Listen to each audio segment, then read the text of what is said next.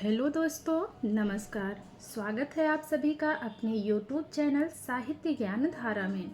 आशा करती हूँ आप सभी लोग स्वस्थ होंगे एवं अपनी पढ़ाई में लगे होंगे।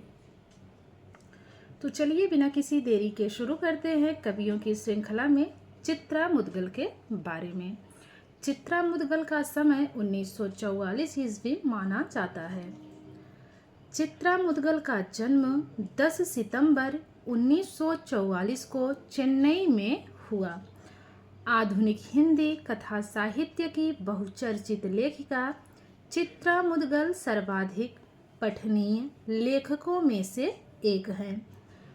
चित्रा मुद्गल की प्रारंभिक शिक्षा पैतृक गांव निहाली खेड़ा, उन्नाव, उत्तर प्रदेश में हुई और उच्च शिक्षा मुंबई विश्वविद्यालय से प्राप्त की। चित्रा मुद्गल की पहली कहानी स्त्री पुरुषों के संबंधों के आधार पर लिखी गई, जो सन 1955 में प्रकाशित हुई। चित्रा मुद्गल के अब तक 13 कहानी संग्रह, 3 उपन्यास, 3 बाल उपन्यास, 4 बाल कथा साहित्य और 5 संपादित पुस्तकें प्रकाशित हो चुकी हैं। तो ध्यान रखेंगे, 13 कहानी संग्रह, 3 उपन्यास, 3 बाल उपन्यास, 4 बाल कथा साहित्य और 5 संपादित पुस्तकें प्रकाशित हो चुकी हैं। चित्रा मुद्गल ने प्रेमचंद की अनेक कहानियों का नाट्य रूपांतरण किया है। चित्रा मुद्गल को उनके उपन्यास post box number 203 Nala Sopara के लिए सन 2018 का साहित्य अकादमी पुरस्कार दिया गया। आगे देखेंगे, चित्रा मुद्गल को बहुचर्चित उपन्यास आवा के लिए भी उनको व्यास सम्मान से नवाजा जा चुका है। इसके अलावा उन्हें इंदु शर्मा कथा सम्मान, साहित्य भूषण, वीर सिंह देव सम्मान से भी नवाजा गया है। आगे बात करते हैं चित्रा मुद्गल की रचनाओं की। इनकी प्रसिद्ध कहानियों की बात अगर करें तो दरमियान, दुल्हन, ब्लेड, दशरथ का वनवास, मुआवजा, लाक्षा गृह। कहानी संग्रह की बात करें तो भूख, जहर ठहरा हुआ, लाक्षागृह, अपनी वापसी, इस हमाम में, 11 लंबी कहानियाँ, जगदम्बा बाबू गांव आ रहे हैं, लपटें, जिनावर, मामला आगे बढ़ेगा अभी, केंचुल आदि अनादि। तो ये सब इनके हो गए कहानी संग्रह। अब बात करते हैं उपन्यास की। उपन्यास है एक जमीन अपनी 1990 ईस्वी, आवा 1999 ईस्वी, गिलगडू 2002 ईस्वी, post box number 203 Nala Sopara. ये रचना है इनकी 2005 ईस्वी की। बात अगर करें लघु कथा संग्रह की तो लघु कथा संग्रह है बयान कथात्मक। आगे है रिपोर्ताज विधा।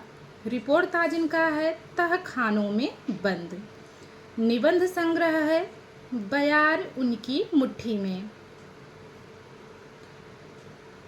बाल उपन्यास जीवक, माधवी, कन्नगी, मणिमेख, नव साक्षरों के लिए जंगल।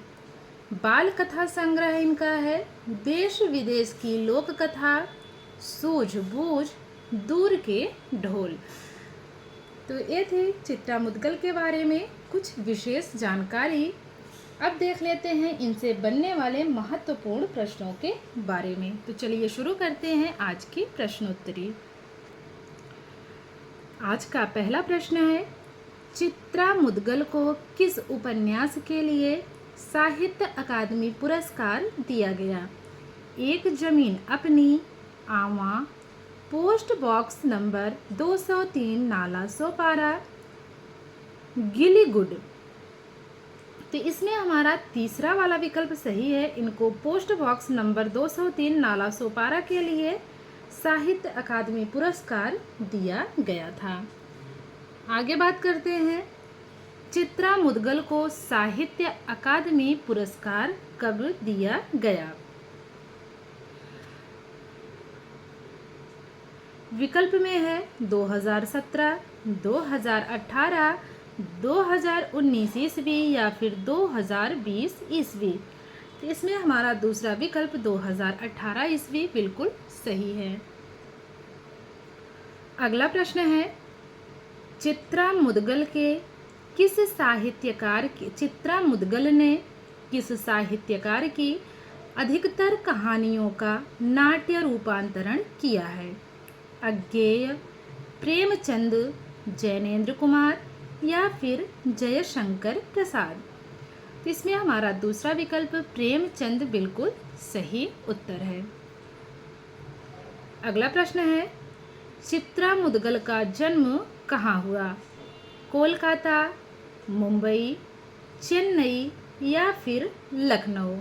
तो चित्रा मुदगल का जन्म हुआ है चेन्नई में।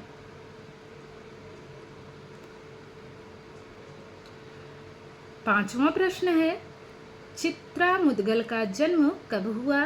विकल्प है 1941 ईस्वी, 1942, 1943 या फिर 1944। तो चित्रा मुदगल का जन्म हुआ है 1944 ईस्वी में। अगला प्रश्न है, चित्रा मुदगल ने लेखन कार्य कब शुरू किया? 1953 ईस्वी, 1952 ईस्वी, 1955 ईस्वी या फिर 1954 ईस्वी। तो इसमें हमारा तीसरा विकल्प 1955 ईस्वी बिल्कुल सही है। अगला प्रश्न है, चित्रा मुदगल की प्रारंभिक शिक्षा कहाँ हुई? विकल्प है सेऊआ राजगढ़ चूरू राजस्थान, निहाली खेड़ा उन्नाव उत्तर प्रदेश, राजापुर नवाड़ा बिजनौर उत्तर प्रदेश या फिर धनगढ़ टिहरी गढ़वाल उत्तराखंड। तो इसमें हमारा दूसरा विकल्प बिल्कुल सही है। चित्रा मुदगल की उच्च शिक्षा कहाँ पर हुई? विकल्प है कोलकाता, मुंबई, चेन्नई या फिर लखनऊ। तो इनकी उच्च शिक्षा हुई है मुंबई में। हमारा दूसरा विकल्प इसमें सही है। अगला प्रश्न है, चित्रा मुदगल को किस उपन्यास के लिए प्रतिष्ठित व्यास सम्मान से सम्मानित किया गया? एक जमीन अपनी, आवा, post box number 203 Nala Sopara या फिर गिलीगुड। तो इनको आवा के लिए जो है व्यास सम्मान दिया गया था और post box number 203 Nala Sopara के लिए इनको साहित्य अकादमी पुरस्कार दिया गया था। इसका विशेष ध्यान रखेंगे। चित्रा मुदगल को व्यास सम्मान कब दिया गया? अब इसमें समय पूछा है 2002 ईस्वी, 2005, 2003 या फिर 2006। तो इनको 2003 में व्यास सम्मान दिया गया था और साहित्य अकादमी 2018 में दिया गया था। प्रश्न है, इनमें से कौन सी कहानी चित्रा मुदगल की नहीं है? नहीं बताना है। ब्लेड, लाक्षागृह, मुआवजा या फिर साबुन। तो चौथा विकल्प साबुन ये चित्रा मुदगल की कहानी नहीं है। बात करेंगे अगले प्रश्न की, किस विकल्प में उल्लिखित कहानी संग्रह चित्रा मुदगल के नहीं है? विकल्प है चिन्हार, सिस्टर, त्रियाहट, सेंध, बोझ, छाह। तो हमारा पहला ही विकल्प इसमें देख के लग रहा है कि चित्रा मुदगल की रचना नहीं है, क्योंकि त्रियाहट जो है ये मैत्रेयी पुष्पा की रचना है। बढ़ते हैं अगले प्रश्न की तरफ। अगला प्रश्न है, चित्रा मुदगल का रिपोर्ट ताज है। सूखे सरोवर का भूगोल, जहाँ फव्वारे लहू रोते हैं, ब्रह्मपुत्र का मोर्चा या फिर तहखानों में बंद। इसमें चौथा विकल्प तहखानों में बंद बिल्कुल सही है। अगला प्रश्न है, चित्रा मुदगल का निबंध कौन सा है? बयार उनकी मुट्ठी में, खुली खिड़कियाँ, रंगशाला में एक दोपहर या फिर ईश्वर की आँख।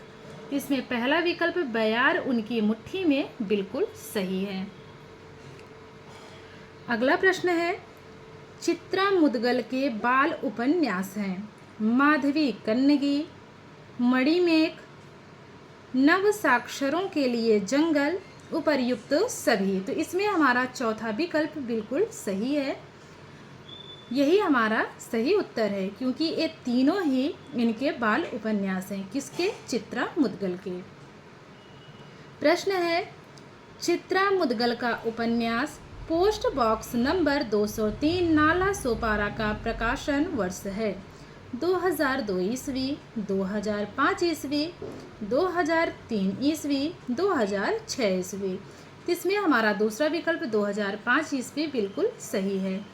तो जो उपन्यास है इनका post box number 203 Nala Sopara, प्रकाशन वर्ष इसका 2005 है और इस पे साहित्य अकादमी पुरस्कार इनको मिला है 2018 ईस्वी में, पूरे 13 साल बाद। इसका विशेष ध्यान रखेंगे। अगला प्रश्न देखेंगे, चित्रा मुदगल का उपन्यास एक जमीन अपनी का प्रकाशन कब हुआ?